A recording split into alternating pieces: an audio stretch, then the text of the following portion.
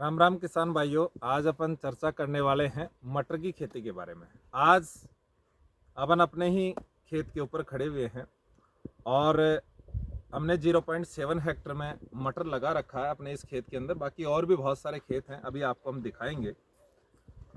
चर्चा करते हैं कि मटर की खेती होती कैसी है, क्या लागत आती है। देखो, मैं आपको बता दूं, एक सामान्य कृषक जो बहुत ज़्यादा हाईटेक नहीं है वो भी मटर की खेती को आसानी से कर सकता है। इसके लिए कुछ नहीं है, जैसे ही आप बाजरे की फसल वगैरह की कटाई करें उसके बाद में एक गहरी जुताई आप मिट्टी पलटने वाले हल से कर दो और 2 से 3 जुताई जो है आप कल्टीवेटर के द्वारा कर दें, पाटा लगा दें, जिससे अपना खेत जो है आसानी से तैयार हो जाए। और उसके बाद में अपन बात करते हैं दूसरे नंबर पर, इसमें सड़ी हुई गोबर की खाद वगैरह आप डाल सकते हैं। करीबन 10 से 15 क्विंटल के करीबन 1 हेक्टर के अंदर आप डाल सकते हैं। बात करें बीज दर की, तो बीज दर जो है वो 120 किलोग्राम प्रति हेक्टर की दर से अपन इसमें बीज दर रखते हैं। जैसे कुछ किसान भाई अलग अलग क्षेत्र हैं, 4 बीघा की अपन बात करें तो 4 बीघा मान लें आप, 4 बीघा पक्की कह दें, 10 बीघा कच्ची में भी बोलते हैं। और जो हमारा गांव है, गांव खोरा लाड़खानी, तहसील शाहपुरा और डिस्ट्रिक्ट जयपुर। जयपुर में लार्ज स्केल पर मटर की खेती होती है और विशेष तौर से हमारे गांव के अंदर बहुत बड़े स्तर पे मटर की खेती हम करते हैं। अगर मैं मेरे परिवार की बात करूं तो करीबन 10 हेक्टर में हमने मटर लगा रखा है और बहुत अच्छा मुनाफा है।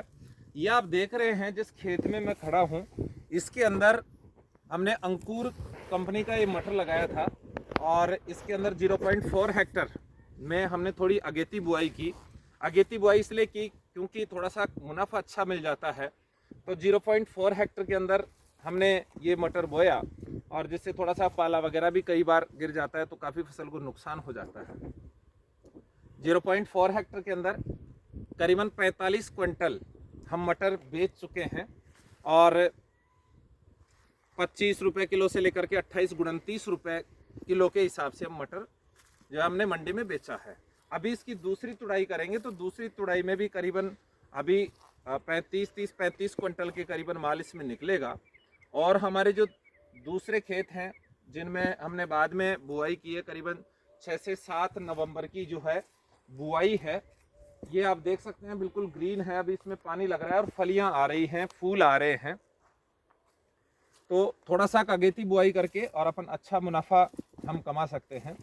तो इसमें बीज की बुआई अपन करते हैं लगभग कतार से कतार की जो दूरी है, क्योंकि सामान्यतः यहाँ जो कल्टीवेटर काम में लेते हैं तो कतार से कतार की जो दूरी है वैसे 1 फीट के करीबन रखी जाती है और पौधे से पौधे की दूरी जो है 5-7 सेंटीमीटर के करीबन रखते हैं।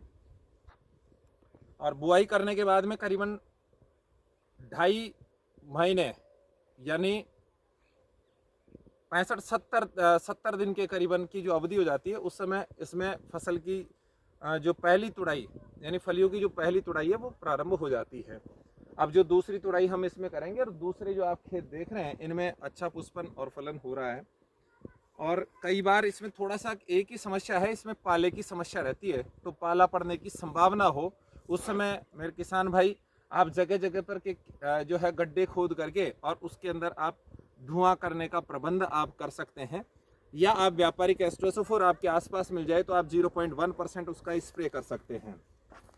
इसके अलावा जो है इसमें गंधक का जो है डस्ट फॉर्म के अंदर भी आता है 90%, या दानेदार फॉर्म में भी आता है। तो आप उसको भी करीबन 2-2.5 किलोग्राम कच्ची बीघा या अपन हेक्टर का कह दें तो 20 से 25 किलोग्राम प्रति हेक्टर की दर से अपन सल्फर भी दे सकते हैं। तो जिससे 2 फायदे होंगे। एक तो जो फली है, फली काफ़ी सुडोल होगी, चमकदार होगी, स्वादिष्ट होगी और साथ ही साथ जो फसल है वो पाले से भी बची रहेगी। तो ये भी आप कर सकते हैं। उसके अलावा मैं आपको बताऊं, जैसे अन्य जो सब्जियों की अपन बात करें तो अन्य सब्जियों के अंदर अपन विशेष तौर से बहुत सारे पेस्टिसाइड्स का यूज़ करते हैं। जैसे शुरुआत में अपन खरपतवारनाशी वगैरह काम में लेते हैं। इसमें अगर अच्छे ढंग से जुताई वगैरह अपन कर दें और हल्की सी एक निराई गुड़ाई कर दें तो आराम से कोई विशेष इसमें हर्बिसाइड देने की ज़रूरत नहीं है, शाकनाशी देने की ज़रूरत नहीं है। बात करें कीटनाशी की तो इसमें हालांकि पॉट बोरर लग सकता है, लेकिन ऐसा कुछ भी नहीं है, जैसे ही फलियां तैयार होती हैं और अपन हरी फलियों को हार्वेस्ट कर लेते हैं तो कोई विशेष नुकसान नहीं होता है। मैंने तो लगभग 15 साल से हम ये खेती कर रहे हैं, कभी भी इसमें कोई भी कवकनाशी फंजीसाइड का हमने यूज़ नहीं किया, नहीं कोई इंसेक्टिसाइड का यूज़ किया है। नॉर्मली हम फर्टिलाइजर इसमें यूज़ लेते हैं सोविंग के समय, और थोड़ा सा कभी कभार जैसे एक बार अपन तुड़ाई कर ले तो तुड़ाई के बाद में थोड़ा सा SSP जो है पाउडर फॉर्म में और थोड़ा सा उसमें यूरिया मिला लेते हैं। जैसे अपन कच्ची बीघा की बात करें तो 7-8 किलो के करीबन हम सिंगल सुपर फास्फेट और उसमें 2.5-3 किलोग्राम हम यूरिया यानी 1000 वर्ग मीटर के हिसाब से मिला करके हम उसमें दे देते हैं और पानी दे देते हैं। तो उससे फसल भी क्या है काफ़ी अच्छी रहती है और उसकी बढ़वार भी जो है लगातार सुचारू रूप से होती रहती है। अब बात ये करें कि अपने जहन में ये प्रश्न उठता है कि साहब फ़ायदा कितना होता होगा, तो मैं आपको बता दूं करीबन 0.4 हेक्टर की मैं बात करूं तो इसमें करीबन 90,000 रुपये के करीबन हमने जो है इसकी फलियां अभी बेच दी हैं, और दूसरी तुड़ाई करेंगे तो भी आराम से, क्योंकि ये थोड़ा सा जो रेट के ऊपर भी डिपेंड करता है। कई बार 30-35 रुपये किलो भी मटर बिक जाता है, ठीक है। कई बार भाव नहीं भी रहता है तो भी डरने की ज़रूरत नहीं है, क्योंकि इसकी फलियों को भी हम आराम से सुखा करके और थ्रेशिंग करके अपन रख सकते हैं। तो बाद में भी जो है करीबन 7,000-8,000 रुपये क्विंटल के हिसाब से इसके जो हैं बीज भी बिक जाते हैं, कोई दिक्कत नहीं है।